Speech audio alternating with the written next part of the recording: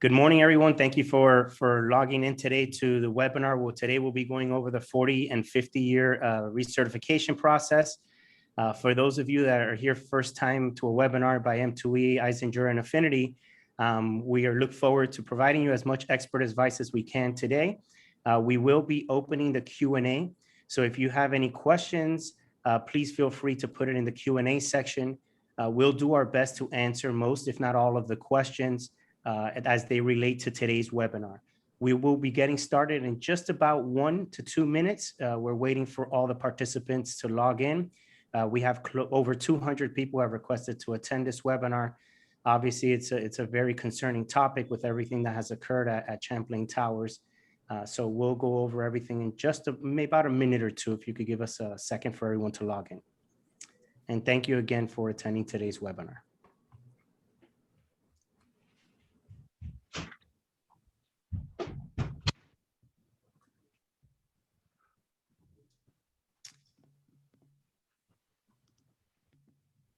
All right, great. So the numbers are about getting steady, so I think we should get started. So first and foremost, I want to thank everyone that's here today on today's webinar. As I stated earlier, we will be going over the 40 and 50-year recertification process.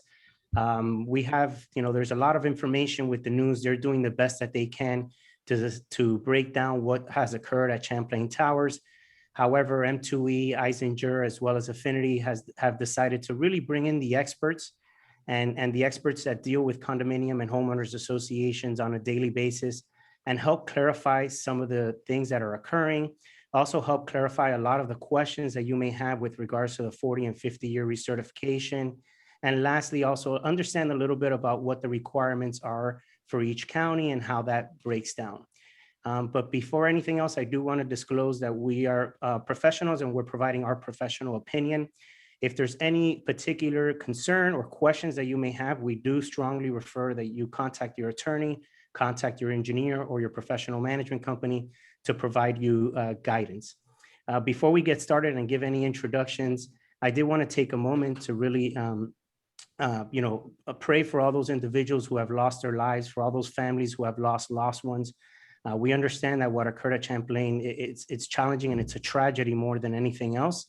And we're praying for them. Each of our organizations are doing something to be able to help them. And also, I wanted to thank those first responders that have been there, that have been sleeping at the site, that have come from all over the world, from Israel, to really support and really help our community out. And also all those companies that have done their own particular outreach, whether it's feeding the dogs or doing whatever they're doing to support the individuals that are supporting those families. I wanted to thank them on behalf of the 3 organizations. So as we get started, I wanted to allow each member to provide an introduction. And Alessandra, if you would be so kind to give a little introduction about yourself and the firm that you represent. Sure. Thank you, Rafael, and thank you to Affinity for putting this together and for M2E for joining us as well. My name is Alessandra Stibbleman. I'm a partner and shareholder at Eisinger Law. We are a full-service law firm, and our niche is representing condominium and homeowners associations. We're located in Hollywood, but we have offices and we service clients throughout the state. I'm really happy to be here to provide additional information to board members and members. I'm very big on education, as I know M2E and Affinity is as well. And just a quick legal disclaimer that, as much as we'll try to answer your questions, this is not to be deemed legal advice. And you really should contact your attorney for your association or your personal attorney if you have any specific legal questions. But hopefully we'll be able to assist and answer many of the questions that are out there. So great, thank you so much, Alessandra. And next up is one of the industry experts, especially within our world of condominium and homeowners association, M2E, and we have the pleasure of having the president and owner of the organization, Misha. Misha, if you'd be so kind to speak a little bit about yourself and the firm and the work that you do for our community. Thank you, Rafael. Thank you, Affinity and Eisinger, to organizing this. It's a pleasure to be in the company of industry expert, and I think that this particular seminar is there in order to both make the clients and our community understand the importance of experts in their field in what we're doing. My name is Misha. My last name is, as you can see, unpronounceable. I'm the president and owner of M2E Consulting Engineers, and I have been an engineer for too long.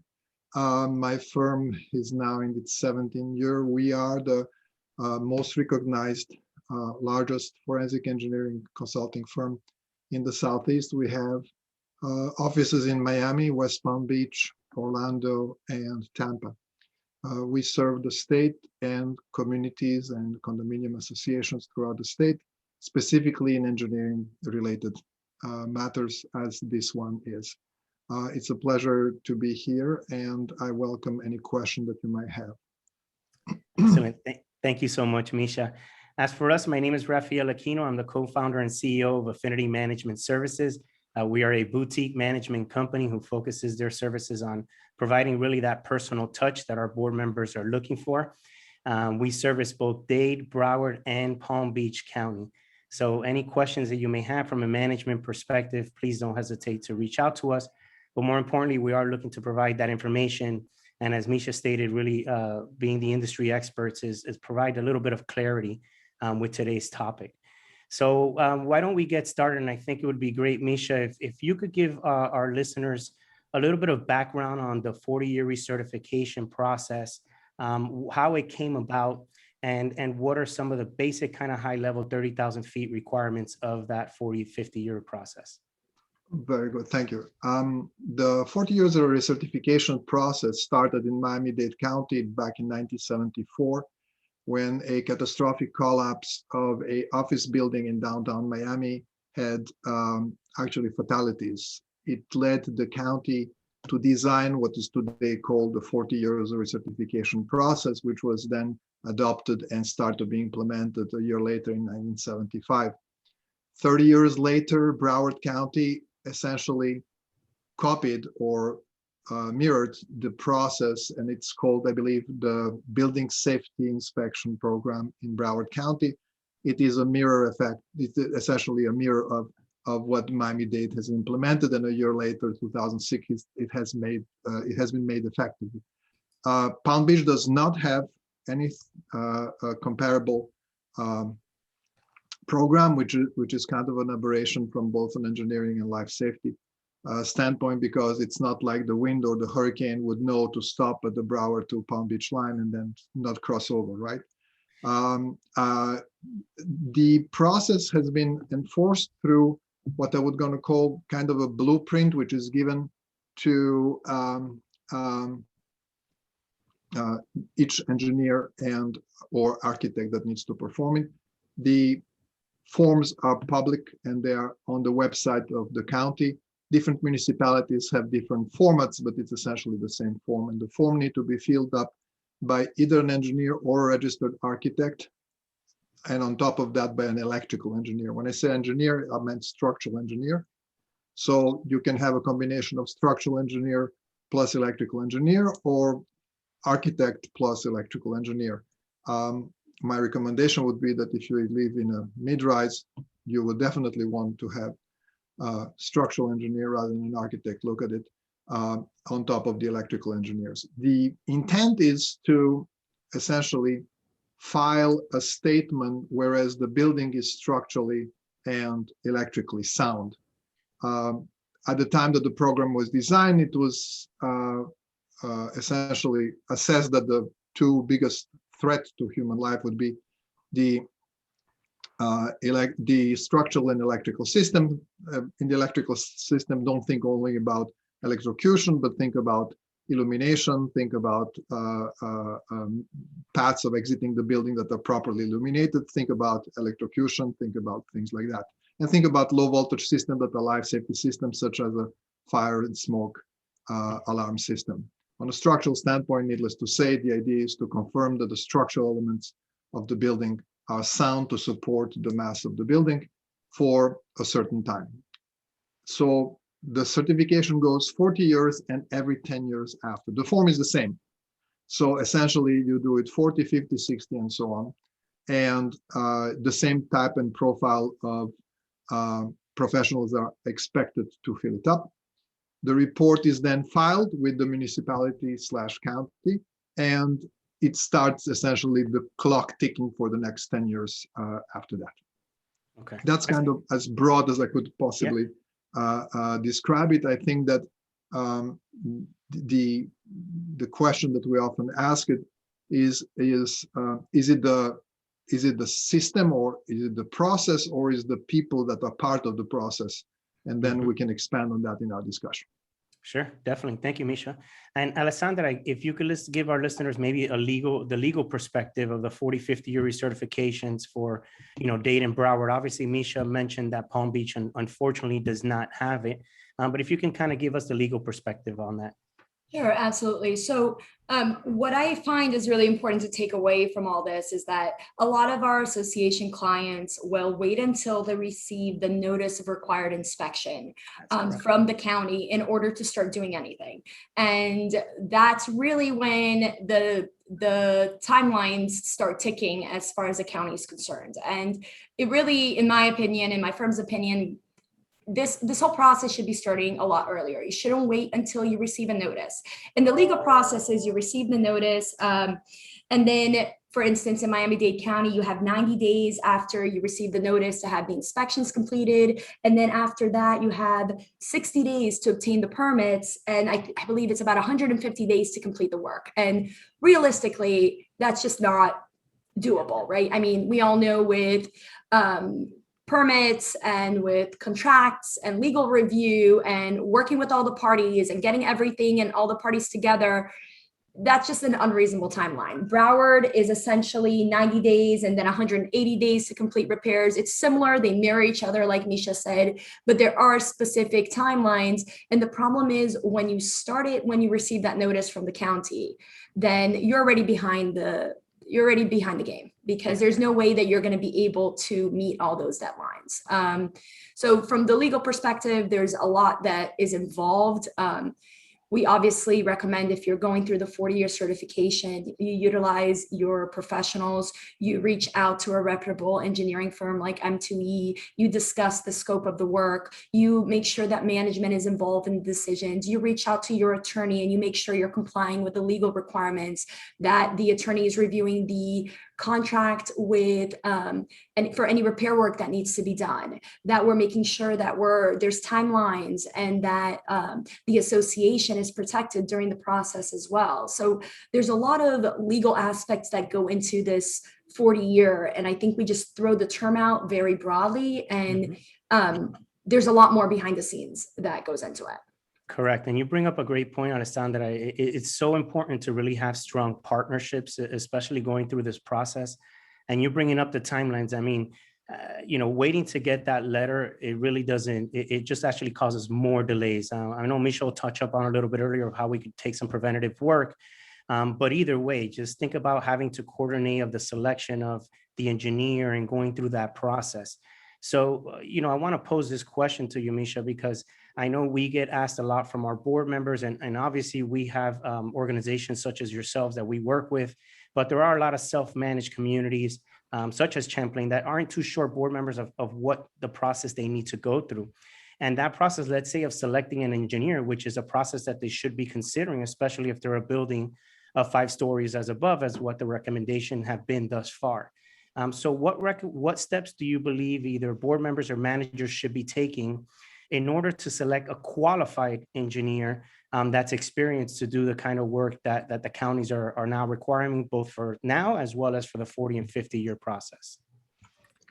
I would like to reflect on Alessandra brought very well what is written on paper, and I guess we are here as leaders in our field by telling you what is really happening in the field as opposed to what is written, right? On a strategic level, the county and the municipalities would like to have a piece of paper done by a qualified professional that says that an asset is fine. Mm-hmm. Therefore, although these paper days are on there, we have been witness of multiple postponement of those dates, because a board would say, I promise I'm going to hire an engineer by day X, and then the city or says, well, then tell me who the engineer is, I want to meet with them, and then I need a plan of action within 90 days. And they will keep postponing it until actually work starts. assuming that there is no threat to life or property at the time, so that the building is essentially structurally sound. So those dates are kind of, I'm not going to say negotiable, but flexible, particularly if in the scenario that Alessandro just described, which is the first time they learn about the 40 years research is when they got the letter. One of the discussion that is currently at the county level is that the 40 years certification may start at 30 years. In other words, at the 30 year, I'm going to wave at you and say you have 10 years to fix it. That means that it will give you ample time to raise funds, assess, go to get a loan, get an engineer, do whatever it is that you need to do. And it essentially would mean that there is no excuse that in 10 years you didn't have time to do what you were supposed to do. That's one of the things that is on the table now. I think that how do you get to a qualified engineer? And this is part of the discussion of who are the players. Is it the process or is it the players? Boards, as we all know, are under tremendous pressure to limit expenses so that they're not reflected on the maintenance fees of their constituents.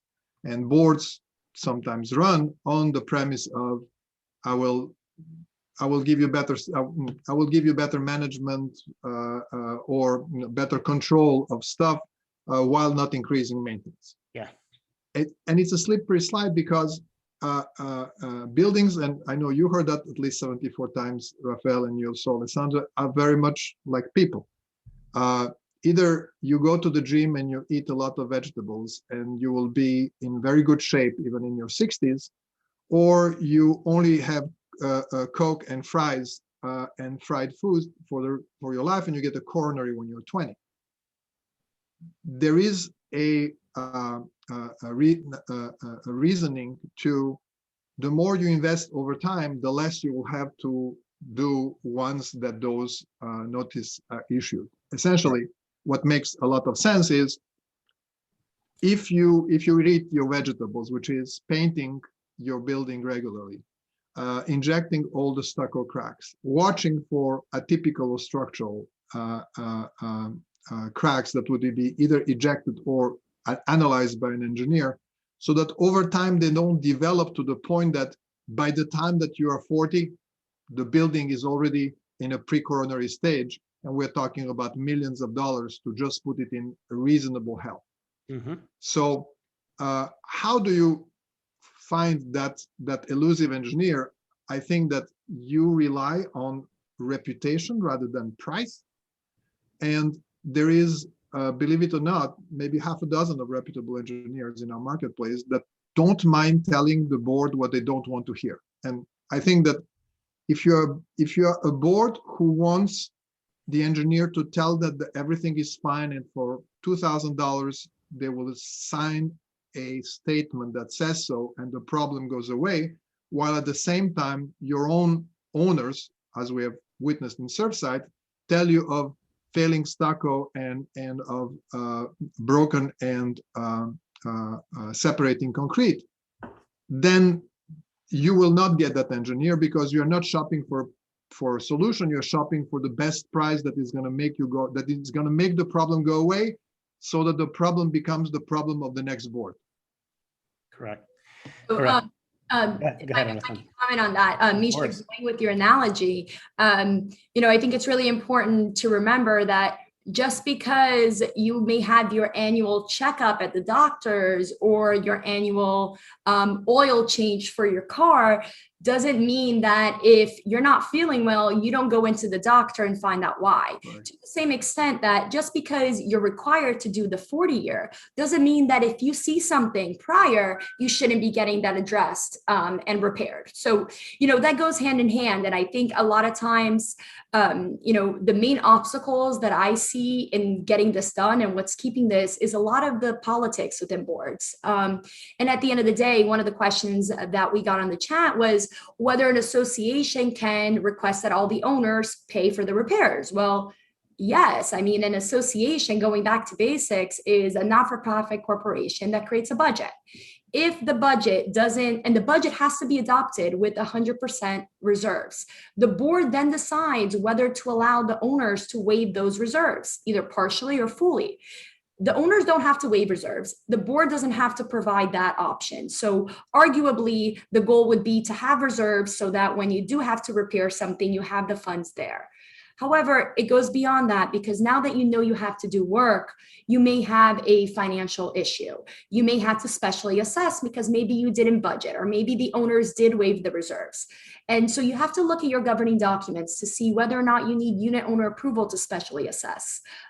If you do, what is that percentage? Whether or not, if you're going to take a loan, whether your building is in a condition where a bank will lend to your association, and there's a lot of factors that are included there, and whether or not you need unit owner approval to take out a loan. A lot of obstacles that come in, because at the end of the day, if a board decides to do this, and what I see very often is a board will determine that they need to pass a special assessment, that there's work that needs to be done. And the minute it gets done, or right before, you'll see owners that are just not happy about the fact that there's a special assessment.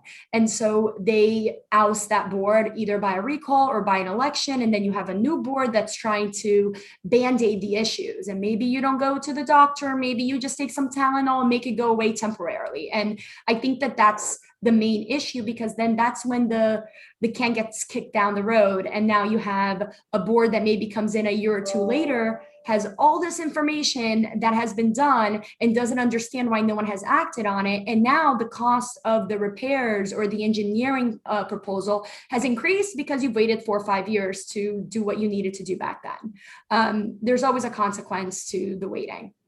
Correct. And from a management side, we see it all the time. When we take on a new building, and you'll see, and I say new building and new association, I should say, and it has its age.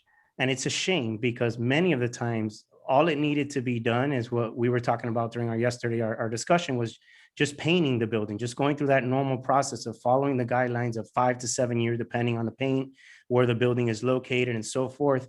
You'll find that your costs are going to be much less than having to go through a restoration project where you've just let things go. You've had no preventative maintenance. You've waited 10 plus years to do anything because, I got my 40-year recertification. I'll go ahead and handle that at that time. And then you realize that really, the now everyone's learning what the word spall is, even though for our industry, it's been very common for years. You've let the rebar spall to an area where now they have to go and chip significantly much more than they would have had if you would have just stayed on a routine kind of project. And it's a difficult thing for board members. What we experience is, yes, there is sometimes a lot of, kicking the can down the road, but then there's times where you get boards, as you stated, Alessandra, where they want to do the right thing, but then they're fearful of what's going to come. But at the end of the day, as a board, you have a fiduciary responsibility to uphold, and enhance the property, but also uphold the safety for the residents that reside in that condo or HOA, whatever it may be. So, I'm happy that you brought up the whole thing about the reserves, because many times boards feel, well, we're going to present the reserves and we're going to give the option to waive. As a board, you don't have to give the option to waive. You could make that business decision. In my experience, I've seen that you're going to hear the kicking and screaming for the couple of months once you approve it. But after that, it fades away, especially if you provided factual information to your residents. If you had an engineer do your reserve study, you have a reserve study, and you could provide that information to your residents, letting them know this is why we're making this business decision, then it makes it a little bit more, it gives it a little bit more appetite for them to say, okay, I understand they're doing what's right for our community. Yeah. I think communication is critical. Right. When it comes to monetary issues and construction issues and life safety issues. I mean, the owners need to understand why the association or the board has decided to do what they have. And with communication comes understanding and comes acceptance. But Right. A lot of the issues I see is when there is no communication and the owners get caught off guard with a special assessment. They don't understand the legalese, the terminology used, and they feel like something isn't right. And then they start investigating, they create additional fees for the association. Now you're dealing with record inspection requests, with potential litigation, when you could have just avoided all that by being transparent from day one. Yeah, and proactive. Exactly. Now, Misha, I know, over the past week or so that it's been, we've received a lot of calls. What's the average, cost of a restoration project? And I know that could be, all across the spectrum. But if you can kind of give our listeners today of what's the associated cost with some of these 40, 50-year recertifications. Um, I'll give you the only accurate answer, which is it depends. Yeah. That's Alessandra's really my answer. And the reason is the following: buildings have different geometry and have been differently maintained. As you have seen from the document of the champion, the fact that they waited from 2018 to now escalated the cost from I believe 9 or 9 or 11 to 15, $16 million. Correct. So that's the cost of waiting. If a building is properly maintained, which means that it has been painted and restuccoed as needed over the period. When you do a paint job, it's really paint and stucco, particularly in a coastal environment. So if it is properly maintained every 5 to 7 years, then you shouldn't get a sticker shock, whatever that means. Because again, you're asking me for a 50-story high-rise versus a 6-story mid-rise. So whatever the scale of that is, there shouldn't be a sticker shock. The sticker shock occurs in what Alessandra was saying by boards kicking the can down the road for 40 years. And then essentially nobody even knows who was at that first board meeting when an engineer said something was bad. The sad epilogue is that we warned board members about these situations all the time. Alessandra, her firm, myself, my firm, reputable engineers and attorneys and management companies. It is sad that we had to come to this tragic outcome for people to actually go and say, that's what they meant. Right. When Correct. we go into building and we see that they actually painted over exposed rebar so that it looks like the concrete did not delaminate. Wow. And we tell them that there is no band-aid for that, only to be replaced by an engineer who is going to tell them, let me write something about it. We have both a reputation and a significant E&O insurance. We're not risking our professional reputation and livelihood to tell somebody that they are fine. A company that would be, I guess, less prominent or with no insurance has less to lose. Correct. And he or she may need that job to survive. Correct. And we see that all the time. We get asked, oh, well, why is this engineering when we're comparing, engineering firms? Why is this price compared to that price? And we try to give the example of it's hiring someone that knows what they're doing compared to someone that's an expert in their field. And more importantly, I want to provide a little bit of point of clarification, because I'm sure it happens to you, Misha, when you're providing your proposals. There's two different ways that buildings can decide to at least get the initial assessment. And correct me wherever I'm wrong, Misha. There's the inspection where the engineer is doing their general inspection of the building. They're using binoculars. They're doing their best to be able to see what's going on. There's not a problem with that. They're going to give you, specs on what the job is going to look like.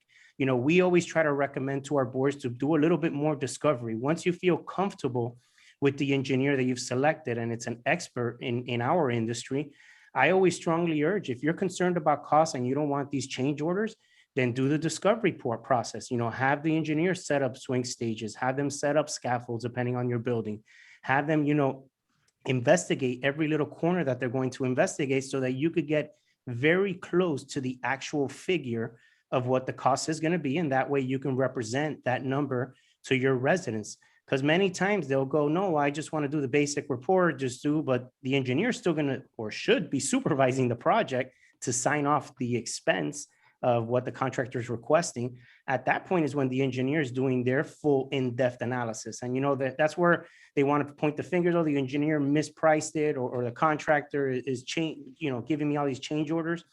But the reality is that no one was able to do an in-depth analysis of what was occurring, or what is occurring, I should say, with that particular building. And when you look at the cost, right, when you're able to know, okay, this is what the engineer charged me extra, because we've seen both experiences, it's very minimal compared to what the change orders are when you don't go through that option. I mean, that's been our experience. It's always an uphill battle, you know, and then we're caught in the middle of who's right, who's wrong, and we're having to, you know, guide the board. But, you know, I want to bring up that point because I know many times boards are very hesitant, and it's a shame because, you know, you'll know very close to what that number is if you do that additional step of having them really set up the building. Alessandra, I think you wanted to add something to that. So, and I'm trying to answer some questions as we go along. Hopefully that's okay. But one of the things that came up, I think from a fellow manager, is that what do you do when the board just doesn't listen, right? When you have the engineer, you have the proposals, they think it's too much money, when you have management saying, no, send it to your attorney or do it, what do you do? And you know, all we can advise is that education and communication and bringing in the experts is really important. You may want to remind the board members, like you said, Raphael, they have a fiduciary duty. That means that they have to act in the best interest of the association. They have a duty of care, a duty to provide safety. And if they are breaching that duty and obtaining a benefit, or if they're failing to comply with their duty, then they can be sued for breach of fiduciary duty. Now, how does a board member protect themselves from that? They use their business judgment. It's a business judgment rule. And how do you prove that you used your business judgment is to rely on the advice of your professionals. If you went to your engineer and the engineer recommended XYZ and the board did XYZ, then you have used your business judgment because you're doing what the engineer recommended. If your manager is recommending something and legal's recommending something, and now you decide, and you don't always have to do what they say, but if you're not utilizing the advice of your professionals and you're going completely against what they say, then, you know, that should be a call for help for the owners in the community. There should be transparency. And, you know, as a manager, if you're not getting a response, bring in the attorney, bring in the engineer, have the board members attend the educational courses that we all put out. We do it because it's important and because to us, it's really critical that the board members be educated. They need to understand the consequences of their actions. They need to understand who to rely upon. And a lot of them, at the end of the day, you know, you guys that are out there that are board members, you're lay people. You're not engineers. You're not attorneys. You're not managers. You may not know what these requirements are. So you want to make sure that you have the professionals that can guide you on a step-by-step basis. You know, when you have a project, what do I need to do first? I mean, to a lot of people, this is so overwhelming, and understandably, because it's completely outside of their scope of their day-to-day lives. But it is so important that this is where you don't want to skim on the price tag. You know, you wouldn't do that with your doctors. You wouldn't do that with your, if it was, you know, your personal home, a single family home, you wouldn't skimp out if you felt that it would put you at danger. So you shouldn't do that when it comes to the structural integrity of a condominium either. Excellent. And that brings me to, go ahead, Misha, sorry. I think that you brought up two things and I kind of separated them in my mind. One is what is there to be done that is not 40 years of certification? And the answer is you can have periodic inspections of the structure and have an engineer just tell you that you're fine. Ideally, the same engineer so that you could have a continuity. In the avalanche of requests that we got, as you can only imagine, in the last couple of weeks, we have actually buildings who want to have a yearly contract with us to come and yearly document the condition of the building and update it. We have actually done that on existing structure previously that was worried about a new building being built next door, and we actually put crack measuring tapes on existing cracks to see whether the cracks expand, and we had the before and after monitoring. So this is nothing unusual today in today's technology. We have even an in-house drone department that can document the exterior in detail. So it's not something that is what it used to be. I need to spend 7 days doing X and Y. So what can you do? You could have a regular checkup, like to Alessandra's. You go to the dentist not only when you need a root canal, but to clean your teeth, right? and you go for a checkup, not because you're about to have a coronary, because you want to have a clean bill of health. So that's one thing. As far as investigation, which is what you asked, I think, what would be the intelligent investigation and how does the price drive that? I have an as-built experience of a condominium on Key Biscayne that was quoted $2 million for repairs based on only a limited amount of sampling. And what we recommend is that they spend $20,000 in doing a more significant sampling of the balconies. And sure enough, the previous engineer looked at the worst case condition and then extrapolated that to the whole building. Well, that was not the case in the vast majority. And we estimated that the building could be done for half the price, $1 million. So $20,000 bought you $1 million of savings, right? Subsequently, the actual condominium came actually even under the initial budget, and they were super safe. The next building had the same thing, and they immediately went to us based on the experience of the previous building, and we made that building come on time and on budget. The third building of the complex chose us to use an engineer who worked on percentage of the cost of construction, which in itself is kind of counterintuitive, because why would he have any incentive to control the cost if his fee is a percentage of it? Yeah. You have only one guess at how much their cost was, $2 million. So you get what you paid for. It's the simple answer to what we are saying. Whenever we make a presentation, and I'm quite blunt about it, I ask the board, if price is going to be the only consideration, then I prefer not to present. Correct. Because I know that there is people who are going to be cheaper than me, because they just don't have the girth of experience. The people that we employ are expert in their fields. They know what they're doing. They are paid decent wages, and as such, it's reflected in the cost of our services, right? Yeah. Our Correct. Services, engineering services. I want this. If there is one thing that I would like everybody on the call to remember, this is this slide. Our services are an order of magnitude less than cost of construction. Excellent in point. Plain language, if we are $100,000, then construction is $1 million. Yeah. If we are $20,000, that's $200,000 of construction. You can save only on one of those two. Yeah. Not on both. Do you save on the fee of the engineer or on the control of the construction? Correct. Because on a $2 million job, if you don't spend $200,000 to properly design and control that, you may spend $100,000 or $50,000, and in your mind, you saved $150,000. The lack of control will cause the cost to escalate to $2.5 million. Yeah. Correct. To a second assessment. We have been on the receiving end. A family member owned a condominium in Hallandale, and of course, family dinners. I'm the expert at the table. Well, our building. What do you think the thing should cost, right? And so, knowing the building, I gave a shooting from the hip number that was double the price that was quoted by the general contractor. And so I told our family friend, be prepared for a second assessment within a year, because there is no way that the building of that age in that condition will cost this much. Yep. And the specifications of the engineer essentially made it an open-end contract for the contractor, because the way they specified the repair was so restrictive that anything over and above that was a change order.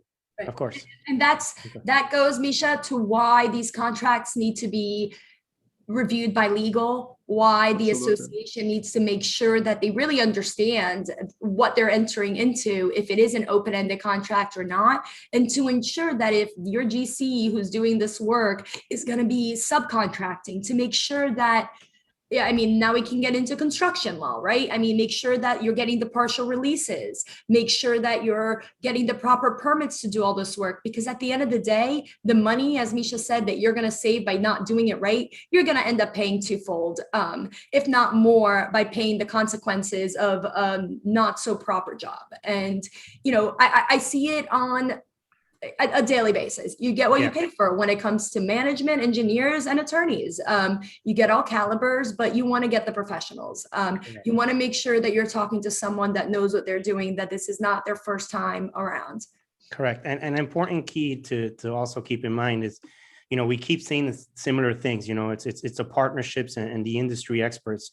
And it's important to keep that in mind, but also with what occurred last week, it's going to open a lot of buyers' eyes as well, of what to look for in a building. Now you're having everyone using social media to basically advise, these are the issues that my building is having. And this could be a negative consequence to certain buildings. And really, it's not anyone's fault, but the direction, the leadership that was at that time of managing the building.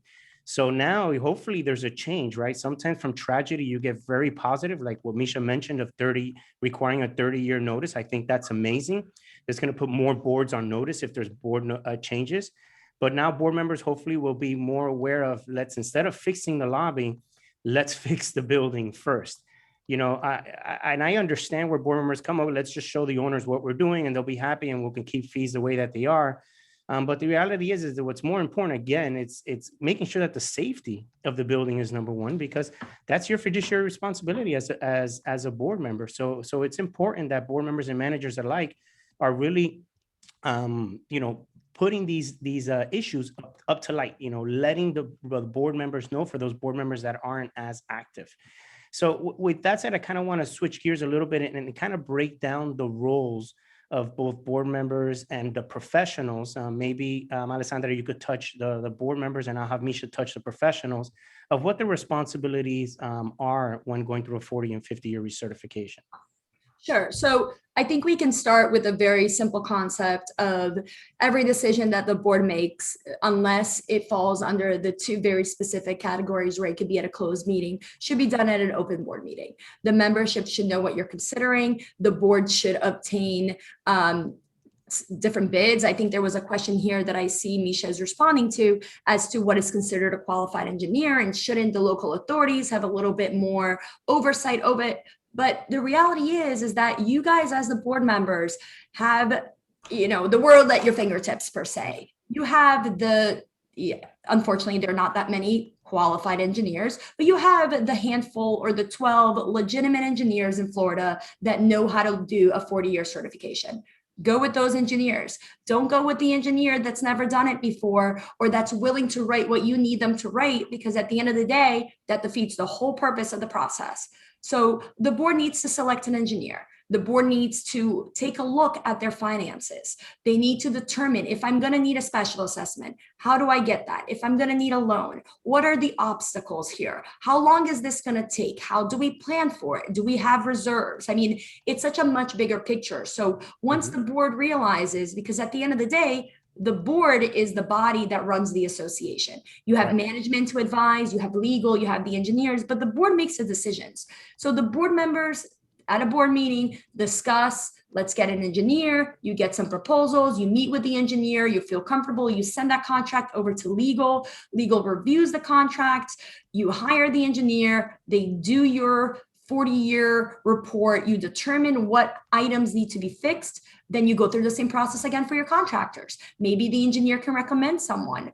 It's very important that during the actual repair work, you have someone that's going to be overseeing the work. I can't say how many times I see where they just expect management, who are not project managers, they're not engineers, they're not architects, to be the one to ensure that the contractor is actually doing what the scope of work says that they're supposed to do.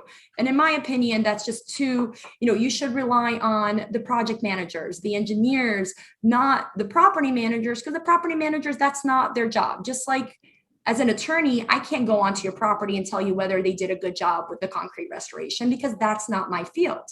So you need to make sure that you have the proper steps set up during the process, from project manager, the role of management in the project, and depending on the manager themselves and their experience and the company, that will vary depending on what they've agreed to do. You have legal involved to make sure to guide you through all the steps. You discuss with your engineers. And then most importantly, you make sure that you're doing this in the open. You do it, if there's no pending or proposed litigation, you're transparent in your decisions, because if you start talking about it in advance, by the time you get to the point where now you need to fund those repairs, the owners are expecting it. It doesn't come as a surprise. And then maybe you can even break it up if you start early enough. And you know that that engineering report said you're going to need to do $2 million in repairs approximately, but you don't have to do it right away. You can start collecting the funds. Maybe you discuss with the engineer what is more time sensitive, what is critical. And then you figure out a plan. But all of this involves communication. It shouldn't be a decision by one individual on the board. It shouldn't be a decision by the manager. And it certainly shouldn't be the engineer or legal that decides that. It's a board decision. The majority of the board needs to get together, understand everything, and then vote on how to proceed. Correct. No, you bring up some excellent points, and I appreciate you identifying from a management perspective of boards wanting to push that responsibility to management, which in most cases, if you're working with a real strong management company, they're going to tell you right out of the gate, that's not something that I do. You need to hire an engineer or a project manager, someone to look over this project, because we have our day-to-day that we're doing as an organization and having to tack on that responsibility. I do know some management companies that will bring in another staff member, make an additional X amount of income and have someone managing the project. That's not something that we would recommend, because ultimately what you want is an engineer, a professional. We keep saying an industry expert that can identify what the challenges are. The manager can meet with them, discuss what are the coordination, what needs to be done, how is legal going to be involved, and being able to coordinate and facilitate that process. So, I've seen some great managers, Rafael, from Affinity too, that would make great project managers, but that's not their role at the property. And if they were to do that, everything else will fall through the cracks. Correct. Excellent. And Misha, from the professional side of the professionals, maybe if you could give, I'm going to load the question a little bit because of your expertise, but if you could give a little bit about the professional side, how the engineer is involved in the 40-year, and then maybe give a little touch on what the county requirements are, because the news has mentioned that an engineer needs to be hired within a month, or your building needs to be surveyed. There isn't, at least that I'm aware of, much clarity. Maybe if you could provide a little bit more clarity when it comes to that. There is a lot of reaction and reactive action to the current conditions for a good reason. Essentially, now that this have occurred, then everybody is extremely cautious about what they're going to say, or they're going to write. The example of the condominium in North Miami Beach is an example where everybody was sitting on a report since January, and until the audit discovered that nobody read it, everybody went like, "What do you mean?"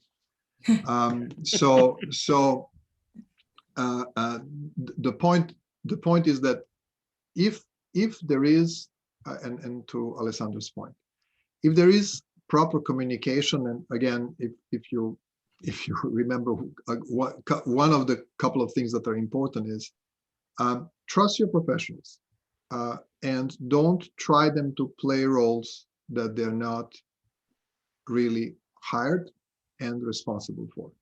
If you ask your manager to play project manager for a concrete restoration job, you are putting that manager, his company, in danger, because that's not what he has been trained and hired to do.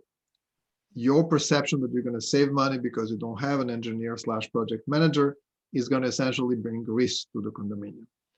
The emphasis on cost is what has brought us to where we are today, which is why we have this entire seminar about.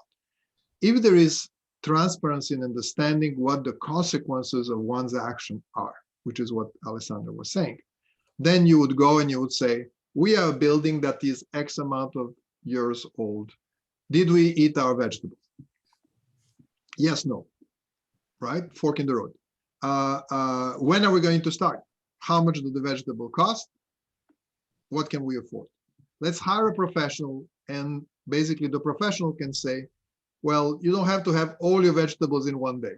How about you do carrots on Monday, then you do green peas on Wednesday and stuff like that. So we, as engineers, are not there to tell you everybody is in danger if you don't spend $10 million by Tuesday. we are there as your professionals who are going to tell you, these are the things that need to be done within a month. Those are the things that we can do for 6 months. And so now that this process is overall going to cost 1 year, at the end of 1 year, we can accomplish this. And that's what a seasoned professional, reputable professional have told you. The idea is not to create either an atmosphere of panic that everything is going to be really bad if something drastic is not done by X, nor to say that everything is going to be fine, just kick the can down the road. Yeah. The issue of what Alejandro has brought about, do you need a special license to do this? Unfortunately, the DBPR, which is who regulates us, says a licensed engineer. You can be a licensed engineer after working X amount of years in design, and somebody signs it. So you are 4 years out of college and you can do a 40 years recertification. Do you want that person to do your certification? Not necessarily.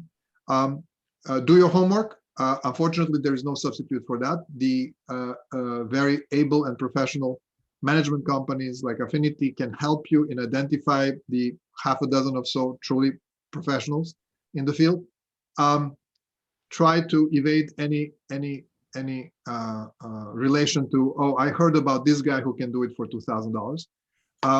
And I think that the fact that you would do your homework, or this you can ask your management company, we would like to have a list of references that we would like to personally meet with the board members who have used their services over the last 5 years. Because if somebody says that they did 50 or 20, 40-year recertification on their website, doesn't make it through. Excellent. Fair enough? Yeah, sorry, go ahead.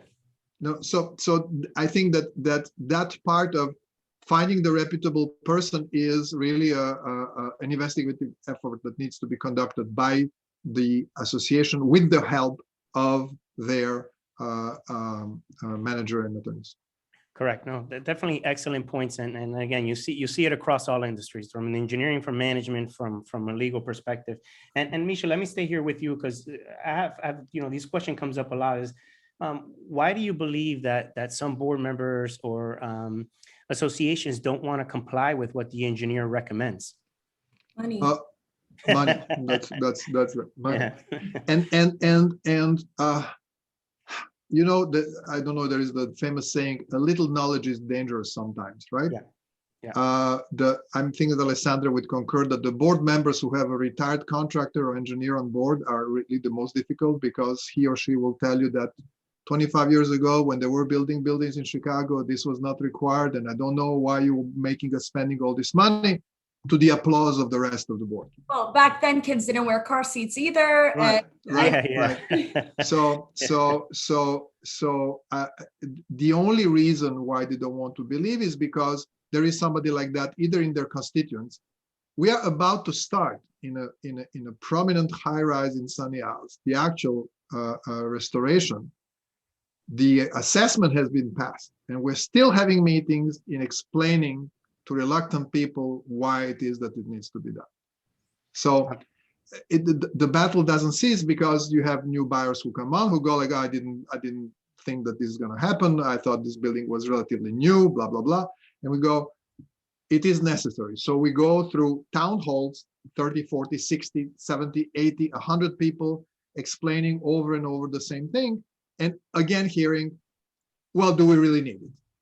Why can't you just remove the waterproofing over these 6 square feet of pool deck and leave the rest of it alone? Misha, I'm sure you get it all the time. Everyone's an engineer, everyone's an attorney, everyone knows a cheaper, better, quicker way to do it. And I think that's really the issue. I didn't mean to interrupt you, but it's what we see. And it's the fact that you have these board members that are trying to explain to their constituents what's going on, bringing in the professionals, doing these town halls, doing these newsletters and email blasts. And at the end of the day, a lot of these owners maybe are just not invested in the long term in their building. Maybe they intend to sell. They don't want to be stuck with a special assessment. They didn't plan on it. I mean, Unfortunately, a lot of condominiums in South Florida, the constituents cannot afford what it's going to take in order to repair the buildings. And I think we're going to see a lot of the fallback from that as to what is the next step. What happens with the North Miami building that was evacuated? How much is it going to take to repair that? And are those individuals going to be able to afford those special assessments? And if not, what do you do? Do you terminate the condominium? Do you have investors and buy all the units and knock it down? Do you actually do the repairs? And these are all things that, and questions that are coming up in our industries that we're going to have to address in the future. No, those are very big questions that are going to need to be answered. And I'm hoping that it just doesn't fade away. Because it's always been an issue. And as you stated, Alessandra Mani, as well as Misha, these buildings weren't just built. They were built 40 years ago. So if there was something in place where they are allowed, or they're required, I should say, to put reserves, because allowed, it does exist, it's required, that doesn't exist, required to put reserves in place from the day they were built, we wouldn't find ourselves, in this position. And I know that gets a little hairy, because people are, well, if we want to make our decisions, we should have the right to do what we want to do. But depending on the building, look at Surfside, you have a lot of residents that were already in their golden years. Okay, they're on fixed incomes, and maybe they shouldn't have been in those units, because if you can't afford it at that point, what do you do? So the boards are then put into very difficult positions where it's hard to make a decision, because these are your neighbors. And these are people you care for, and in some cases or some instances you love. So how do you tell a resident, hey, by the way, you have to pass a $433,000 per unit special assessment? The decision needs to be made as a board. That should not hold you back. But the reality and the complexity of the issue is that these are not volunteers. And while most artists are great leaders, it's difficult to make that decision, because those are your neighbors. You're going to need to see them every day. Yeah. But unfortunately, that is the reality, and those are the decisions that you have to make. So I'm hopeful, even though I know it's very difficult, because I'll say it. There's the developers have their own foothold with the lobbyists and so forth to control what they can be able to do. But these are decisions that need to happen. HOAs have an ability of charging a resale contribution on the sale of a unit, and if it's in their docs for full clarity. Mm-hmm. If condos had something like that, maybe that's at least some kind of income in the interim when there's a change of ownership or a change of hands. But, if there's so many associations with very minimal reserves, and they're put into these positions where eventually they're going to get a loan, and that loan is never going to end, because after they paid off that loan, there's another restoration that needs to come, and it'll continue and continue. Rafael, I think a lot of the issues arise from this misunderstanding as to how a condominium is operated. Yeah. They think, well, I bought my unit, I'm not worried about the structural component. That's the association's job. But they don't understand that the association and the board members are managing the money that you're paying and your assessments. And at the end of the day, whether the association pays for it or the owners pay for it, the owners are paying for it, right? I mean, as an owner, whether it's the money's in reserves or they specially assess, or you're paying back a loan, you're paying your percentage interest based. When you own a unit in a condominium, you own the unit and the percentage common expenses and shares associated with your unit, the common elements. So even though the association is responsible for maintaining it, you're responsible for paying the cost of it, whether it be by virtue of reserves, special assessment, assessments, planning. And one thing that I think is really important that owners understand is you elect your board, right? At the end of the day, you're not happy with how the board is running your association. You have remedies, and you as an owner have an interest in your property and in the well-being of your community. You need to attend those board meetings. You need to be involved and know what's going on. It's really easy to say that you don't agree or that you don't want to pay, but you haven't actually been to the meetings to know what happened. Why was that decision made? And ignorance is bliss, right? So a lot of owners come and they come to these town halls. Maybe they'll come to the 5th or 6th, but they missed the whole initial conversation about it. And they're already fighting about how could you decide this? But that was done 2 years ago. Correct. You were invited and you didn't attend. And correct. That creates a lot of the issues, is the misunderstanding and the misconceptions as to who's responsible for what and how much power we as owners have in electing our board and having a say of how our community is run.